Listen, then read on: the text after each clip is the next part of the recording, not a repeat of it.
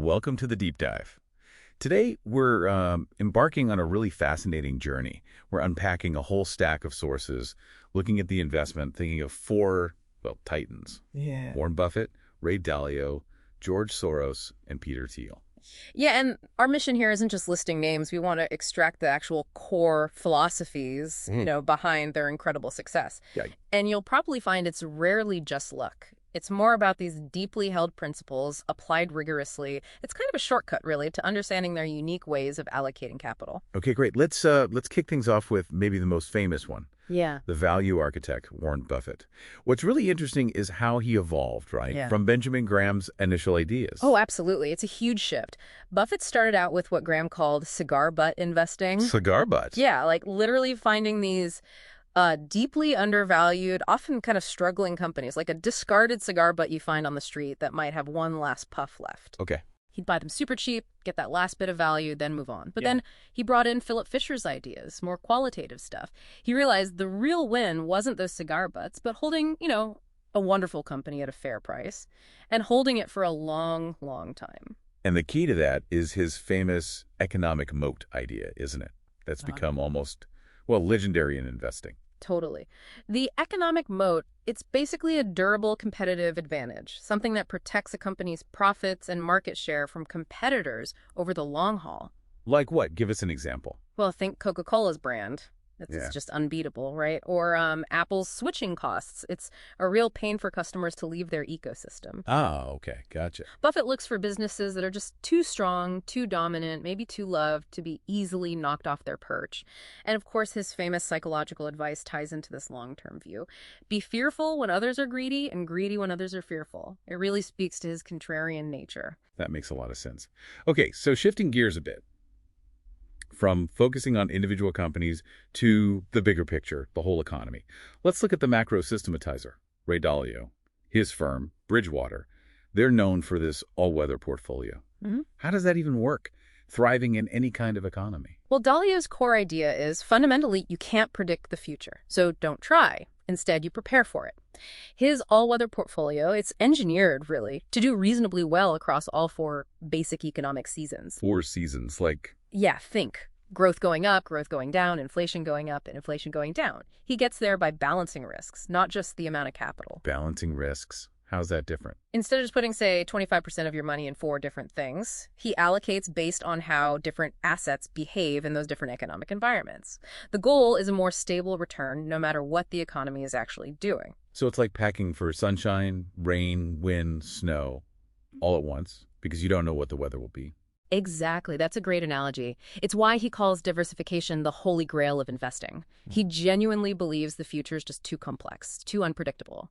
So the only logical thing is to build something robust enough to handle whatever comes. It's very systematic, very principle-driven. Okay, fascinating. So from Dalio systems thinking, let's pivot again.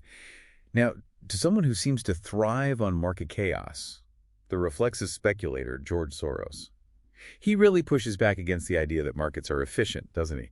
What's this theory of reflexivity about? Right. Soros basically argues that financial markets aren't these rational calculating machines. They're inherently unstable, driven by, human psychology, biases, flaws. Okay. His theory of reflexivity says that what investors think or perceive doesn't just reflect reality. It can actually change reality. It creates this feedback loop. A feedback loop. How so? Collective beliefs can actually cause market outcomes. Think boom-bust cycles. A belief that prices will go up makes people buy, which pushes prices up, reinforcing the belief, until it collapses. Perception shapes reality, which shapes perception, and so on. And the most famous example must be him breaking the Bank of England back in '92. That sounds huge. How did reflexivity play out there? Well, he saw a disconnect. He perceived the British pound was overvalued relative to the economic fundamentals, and that the market's perception was flawed but powerful. So he made this enormous bet against the pound, using leverage, borrowed money to magnify it. Right. And as other traders saw Soros, this giant, making that bet, they piled in too. Their collective action, driven by that perception, actually forced the UK government to devalue the pound.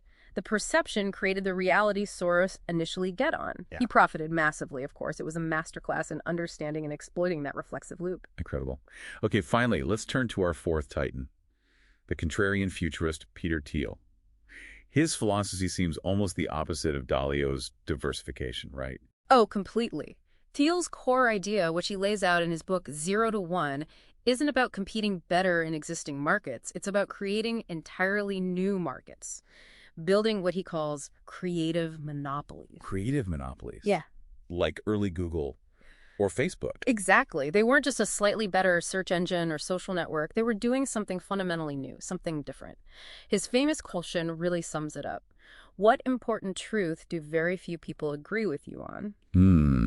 That's a tough question. It is. It's designed to filter for truly non-consensus contrarian thinking. And because of that, he totally rejects diversification. He prefers making concentrated long-term bets on visionary founders and potentially world-changing technologies like SpaceX. He believes the biggest breakthroughs come from these focused, bold bets, not from spreading your money thinly. That's definitely a bold stance compared to Dalio. Okay, so we've covered a lot of ground, 4 very different minds. What does this all mean for you listening? Obviously, we can't trade like Soros or have Buffett's capital, but what are the takeaways? Yeah, you can't replicate the scale, but you can absolutely adopt the mental models. From Buffett, think about your own circle of competence. What do you really understand? And look for businesses with those durable economic moats. Okay.